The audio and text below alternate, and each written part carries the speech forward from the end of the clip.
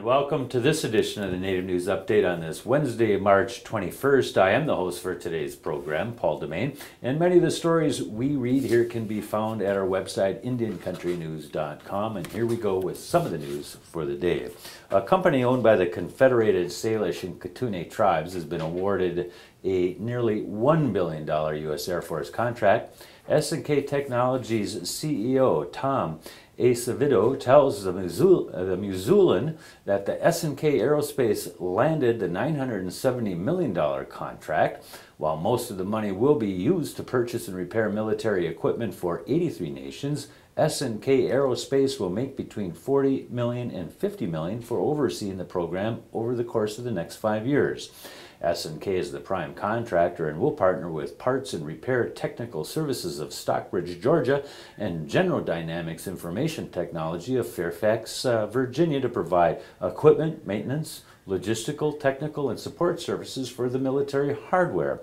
URS Corporation is headquartered in San Francisco, has held the federal contract for the past 10 years.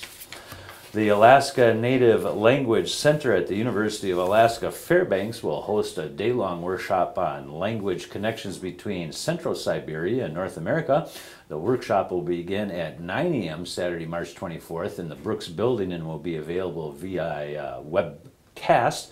It will be followed by a public lecture on Tuesday, March 27th at 7 p.m. in the Schabel Auditorium on the UAF campus. The lecture will feature Edward Vida of Western Washington University. Both the lecture and workshop are free and open to the public, and to register or get the webcast link, visit this story at www.uafnews.com. The British Columbia government has cleared the way for a controversial ski resort in the Providence's Purcell Mountains, where local First Nations say grizzly bears dance. The Jumbo Glacier Ski Resort, a 104-hectare year-round development, has been in the works for nearly 22 years and has faced fierce opposition from the Kootenai First Nation environmentalists at every stop along the way. Earlier this week, the resort won the approval of the provincial government as Forest and Lands Minister Steve Thompson signed a master development agreement with Glacier Resorts Ltd. Thompson said the agreement was signed after one of the most extensive consultation and review processes in the history of the province. The $900 million resort development would include a gondola, ski lifts, hotels, condos, townhouses, commercial facilities, and an environmental monitoring station. The resort would sit on land Kootenai First Nation says is the spiritual home of grizzly bears. The band said the government 2 years ago it would not stand for development in the area.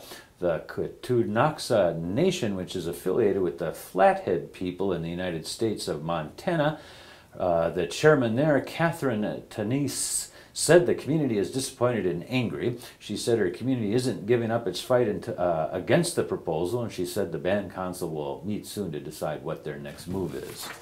A tornado, strong winds and hail damaged homes and caused power outages earlier this week on the Rosebud Reservation in south-central South Dakota. Rosebud Sioux Police Chief Grace Her Many Horses says no one was hurt during the bad weather late Sunday, March 18th. The chief says the main damage was to house roofs and to power poles and lines in the Sakanju housing area close to the Rosebud Casino, which is near the Nebraska border. Power outages affected a mobile home park and a casino for a while. Grass fire also started near the casino but caused no damage. More than 900 people are expected to take part in a 4-day Native American higher education conference hosted by the South Dakota Tribal Colleges beginning on March 24th. The 31st annual conference of the American Indian Higher Education Consortium will be at the Best Western Ramkota Hotel on March 24th through the 27th. The theme is Honor the Drum. Oglala Lakota College is the main host with help from Sitting Bull College, Sentagaleska University, and Siston-Wahpeton Community College. The conference is principally an event for tribal college students with many student-related activities including academic competitions, awards, a coffee house, and a t-shirt exchange. Based on the true story of Major Ridge and the Cherokee Trail of Tears, not one more foot of land is running for 8 weeks from Friday, February 10th to April 1st, so they're about halfway through this season, or more. halfway through their season. Another week left every Friday and Saturday at 8 p.m. Pacific Standard Time, and every Sunday at 2 p.m. Tickets are 22, seniors 17, students under 26 with an ID 10, groups of 10 or more 16. And for reservation and information on those last shows that are coming up, call the Rose Theater in North Hollywood, California at 818-782-4254. Apparently it's getting some good reviews out there in California. And remember to tune in this Saturday, March 24th, starting around 5:30 p.m. Central Standard Time at IndianCountryTV.com for the Wisconsin Governor's Candidates meet and greet being held at the LCO Community College. That's actually the Lacudario Ojibwe Community College on the Lacudario Ojibwe Reservation, 11 miles southeast of Hayward, Wisconsin, where 4 of the 5 potential candidates for governor are meeting with the area citizens and planning to launch their efforts to be elected.